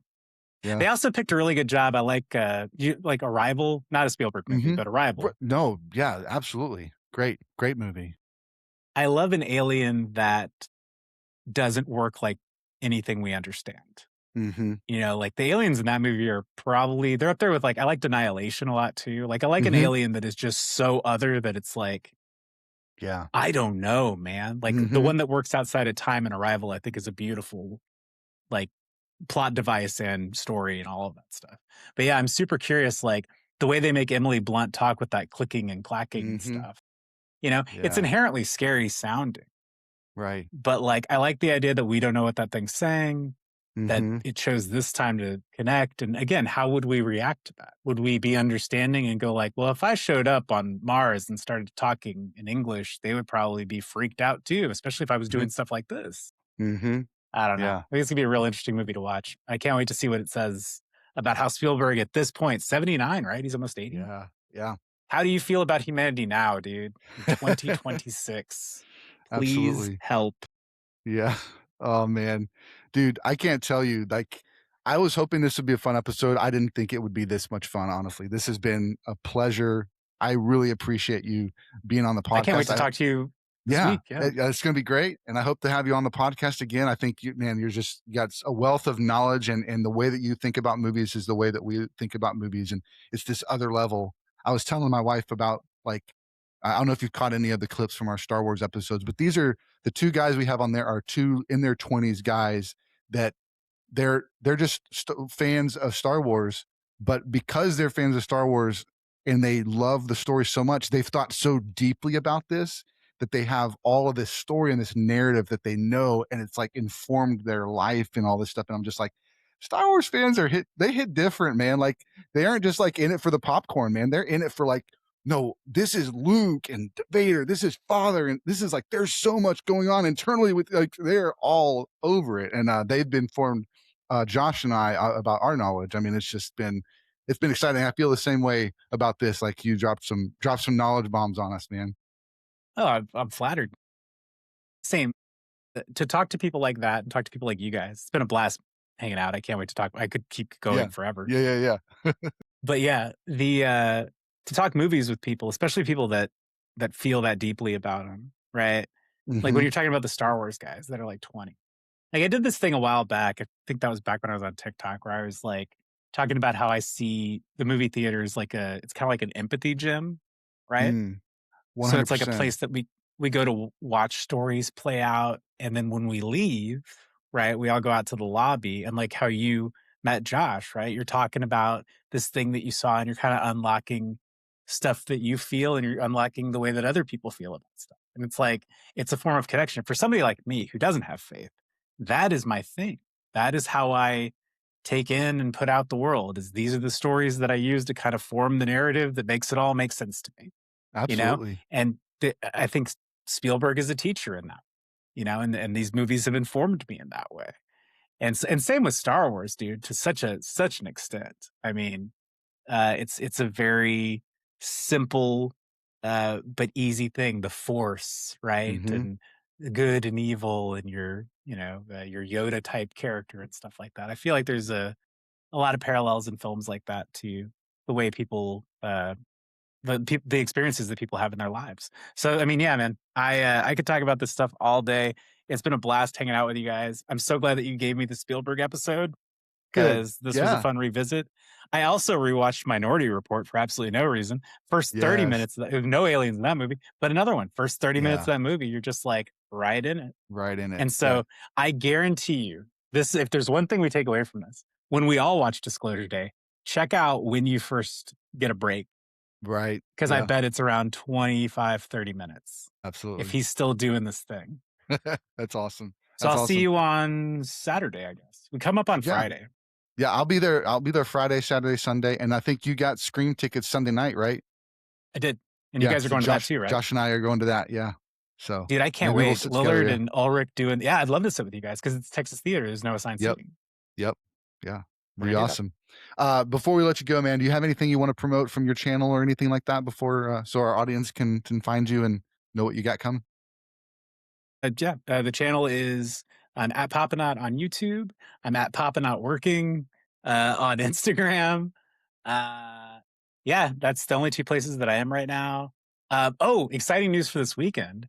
if you are if the people watch, like if you guys are going to be going to the trailer show at Texas Premiere Weekend, Okay. you know how Yeah. they do that fake trailer show? Me and my buddy Raj made one, and we got in. Oh, that's awesome, man. That's So awesome. for the very first time, I've made like a little short thing Yeah. that's not just content for the internet, and it's going to be showing in front of people. So I'll be putting That's that amazing. up on my page after it premieres at Texas Frightmare Weekend. Very cool, man. Well, we'll definitely check that out, and we'll provide links to that in the show notes. So be sure to check out Papanaut, man. Again, thank you so much for being a part of this. This has been amazing, and we'll catch you guys next time. All right, dude. There's Sprang. Thanks so much for listening to the podcast. We hope you enjoyed this episode. Don't forget to jump over to our website, moviesthatmakeyoupodcast.com, see all of our links. Follow us on Instagram so you never miss an episode, a live stream, or an interview. And until next time, keep watching movies.